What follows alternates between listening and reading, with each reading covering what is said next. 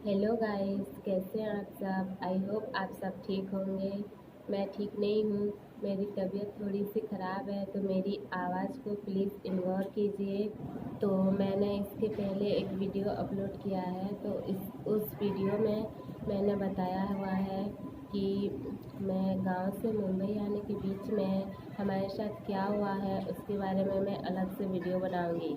तो आज का वीडियो उसी के बारे में है। गांव से मुंबई आने के बीच में हमारे साथ क्या हुआ था, उसके बारे में मैं बताने वाली हूँ। आगे बढ़ने से पहले मैं आप सबको इतना ज़रूर कहना चाहूँगी कि अगर मेरी वीडियो अच्छी लगे तो please like, share, comment and channel को सब्सक्राइब कर दें। साथ ही बेल आइकन को भी प्रेस कर दें ताकि आगे मैं कोई भी वीडियो डालूँ उसकी नोटिफिकेशन आप तक पहुँच जाए।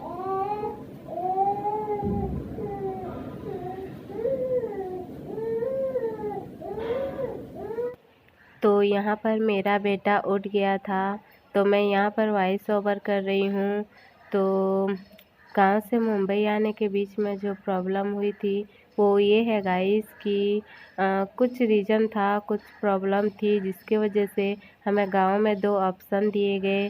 पहला ऑप्शन कि तुम लोग बाहर जाकर रह सकते हो, और दूसरा ऑप्शन ये कि तुम लोग यहीं पे रहकर भी रह सकते हो, यहीं पर भी। तो हमें दो ऑप्शन दिया गया, तो हमने एक ऑप्शन चुना कि हम लोग बाहर जाएंगे। हमारा इसके पीछे भी बहुत बड़ा ही रीज़न है गाइस कि हम लोग बाहर जाने का डिसीज़न क्यों लिया। तो इसमें अगर इस वीडियो में सारी बातें बता दूंगी तो वीडियो बहुत ही लंबी हो जाएगी, इसीलिए मैं इसमें वो रीज़न नहीं बताऊंगी कि हमें ऐसा ऑप्शन क्यों दिया गया। तो हमने बाहर जाने का फ़ैसला लिया, और उसके बाद मैंने अपनी फैमिली को कॉल किया। तो मेरी फैमिली वाले भी बाहर जाने वाले थे। एक्चुअली उनकी भी बहुत ज़्यादा प्रॉब्लम हो गई थी, बहुत ही ज़्यादा। वो लोग उधार ले चुके थे लोगों से, तो उन्हें भी बाहर जाना था। तो फिर मैं अपने घर वालों को कॉल की और उनसे बातचीत की कि हम लोग बाहर जा रहे हैं, ऐसी ऐसी बात है। तो वो लोग भी जाने वाले थे, तो हमने सोचा हम लोग मिल के जाते हैं।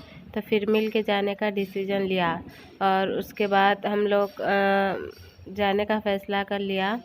और मेरी फैमिली वाले जाने वाले थे तमिलनाडु, तो उसके लिए हमने टिकट विकट कटवा लिया और हम लोग चले गए तमिलनाडु। तो मैं, मेरी दीदी और मेरी मम्मी पापा, तीन फैमिली गए थे हम लोग। तमिलनाडु पहुंचने के बाद पता चला हम लोग को कि वहाँ तो हमारे लिए सुविधा ही नहीं है, मतलब हमारे लिए वो काम ठीक नहीं है। तो हम लोग को कुछ समझ में नहीं आया क्या करें क्या नहीं। तो उसके बाद हम लोग बहुत ही टेंशन में आ गए, डिप्रेस में आ गए बहुत ही ज़्यादा गाइस। मेन चीज़ मेरी फैमिली, मेरी दीदी और मेरे मम्मी पापा वो लोग कर सकते थे, पर हम लोग बिल्कुल नहीं कर सकते थे, ऐसा काम था। बताती हूँ आपको क्या था क्या नहीं। एक्चुअली काम था सुबह के 8 बजे से रात के 8 बजे तक, 12 घंटे का ड्यूटी था। और जहाँ रहते थे वहाँ से कम 15 से 20 या 25 के मिनट लगता था जाने में। और मेरा बच्चा 1.5 साल का था, और उसको छोड़ के जाना मतलब बहुत ही प्रॉब्लम होती थी। और साथ में 1 रूम और रहते थे 15 जन, 15 लोग एक रूम में रहना। और हस्बैंड लोगों को नाइट में ही ड्यूटी मिलती थी, दिन में नहीं मिलती थी। नाइट में ड्यूटी करते थे, दिन में मेरे बच्चे को पकड़ते थे और मैं दिन में जाती थी। बहुत ही ज़्यादा प्रॉब्लम होती थी गाइस। और ऊपर से वहाँ का मौसम बहुत ही ख़राब था। और सबसे मेन चीज़, वो लोग को हिंदी समझ में नहीं आता था और हम लोग को तमिल। वो लोग हिंदी समझ तो लेते थे लेकिन बोलना नहीं आता था, और हम लोग को ना ही तमिल बोलना आता था और ना ही तमिल समझ में आता था। मतलब बहुत ही ज़्यादा प्रॉब्लम हो रही थी गाइस, क्या बताऊँ। और उसके बाद में मेरी तबीयत भी बहुत ही ज़्यादा ख़राब हो गई थी, बहुत ही ज़्यादा गाइस, बहुत ही ज़्यादा ख़राब हो गई थी। मैं बता नहीं सकती। 10,000 से 10,000 तो ख़त्म हुई है, थोड़ी ज़्यादा ही हुई होगी, उतनी ज़्यादा खर्चा हो गया। क्योंकि जहाँ हम लोग रहते थे वहाँ से हमेशा ऑटो ही बुलाना पड़ता था। और मेन चीज़, हम लोग को तमिल भाषा बोलनी नहीं आती थी, तो अकेले जा नहीं सकते थे, मुंशी के साथ में जाना पड़ता था। और मुंशी को बोलते थे तो बोलता था पैसा नहीं है, सेठ को बोलना पड़ेगा, जब हमारा तबीयत ख़राब होता था तब वो मुंशी फ़ोन करता था सेठ को, और सेठ आधा एक घंटे के बाद पैसा डालता था, और उसके बाद हम लोग दवाखाना जाते थे। फिर वहाँ वेट करो, और फिर वहाँ उसके बाद चेकअप करके रूम पे आना पड़ता था। बहुत ही ज़्यादा प्रॉब्लम होती थी गाइस। तो फिर हमने डिसाइड किया कि हम लोग मुंबई जाएंगे। एक्चुअली मुंबई में हम लोग पहले भी 2 साल काम कर चुके हैं। तो हमने उसी सेठ को फ़ोन करके हमने बातचीत की कि हम लोग आने वाले हैं, काम चाहिए।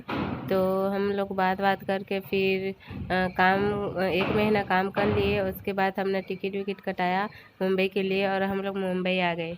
पर गाइस मुंबई आने के बाद जो हुआ, अगर आप सुन रहे हैं तो आप लोग को कुछ नहीं लग रहा होगा गाइस, बट हमारे साथ जो हुआ है बहुत ही बहुत ही ज़्यादा तकलीफ़ हुई है गाइस, बहुत ही ज़्यादा। 1.5 साल के बच्चे को लेके ऐसे इतनी तकलीफ़ के साथ रहना गुजरना बहुत ही तकलीफ़ होती है गाइस। जब हम मुंबई पहुँचे करीबन दोपहर के 1 से 1:30 बजे पहुँचे हैं। तो 1 से 1:30 बजे पहुँचने के बाद हमने कॉल किया जिससे हमने बात करके रखी थी। तो उसका रिप्लाई जो आया गाइस, आप सुन के आपको तो कुछ नहीं लगेगा, बट हमारे साथ उस टाइम जो हो रहा था ना, कुछ समझ में नहीं आ रहा था। बहुत ही ज़्यादा प्रॉब्लम हो रही थी गाइस, बहुत ही ज़्यादा। तो वो बोलता है जिससे हमने बात करके रखी थी उसको कॉल किए, तो उसने कहा जो बिल्डर है वो साइट पे रहने के लिए मना कर रहा है, तो आप लोग साइट पे नहीं जा सकते। और हम लोग मेरी तबीयत ख़राब होने की वजह से जितनी भी मेहनत करके हमने पैसे कमाए थे वो सब खर्च हो चुके थे ट्रेन में और दवाई में। तो हमारे हाथ पे 1 रुपया नहीं था, ना वापस जाने के लिए ना कुछ खाने के लिए, और यहाँ आकर जवाब मिलता है रहने के लिए नहीं मिल रहा है। तो हम लोग को समझ में नहीं आया। हम तो ऐसे 1 घंटे सुन हो गए। उसके बाद चिल्लाना शुरू किए, सारे के सारे देख रहे हैं क्या हो रहा है, क्या हो रहा है, क्या हो रहा है। हम लोग को कोई नहीं दिख रहा था कि हमें कोई देख रहा है या नहीं देख रहा है। यही समझ में नहीं आ रहा था कि हमारे साथ हो क्या रहा है गाइस। छोटा सा बच्चा है, उसको लेके हम लोग इतनी तकलीफ़ के साथ इधर उधर घूम रहे हैं। ये सोच के हम लोग का झगड़ा चालू हो गया। 1:30 बजे झगड़ा चालू हुआ, 4:30 बजे तक। मेरे जगह पर कोई और होता तो भी गुस्सा होता गाइस। आप सोच सकते हैं, मेरी जगह पर आकर देख सकते हैं। तो हम लोग झगड़ा होते जा रहे हैं, सब देख रहे हैं। एक्चुअली रेलवे स्टेशन में कोई ट्रेन चढ़ने वाला था, कोई उतर के काउंटर पे बैठा हुआ था, तो वहीं पर हम लोग भी बैठे थे। तो वहीं पे झगड़ा हो रहा था हम लोग का। उसके बाद झगड़ा होने के बाद फिर क्या ऑप्शन था, मैं बोल रही हूँ चलो ट्रेन में जाके मर जाते हैं। एक कोई सुन लिया तो बोलता है क्या हुआ, ऐसे क्यों झगड़ा हो रहे हो। फिर हम लोग वहाँ से हट गए, और थोड़ी दूर जाकर फिर अच्छे से सोचने के बाद हम लोग पहले जहाँ 2 साल किए थे जिस सेठ के पास, मेरे हस्बैंड का एक दोस्त है, उसको हमने कॉल किया। और कॉल करने के बाद उससे बातचीत की, तो उसने कहा इधर आ जाओ हमारे घर, आके बातचीत करते हैं क्या करना है क्या नहीं। फिर हम लोग वहाँ चले गए। तो वहाँ पे 2 दिन रुके, रहने के लिए दिया।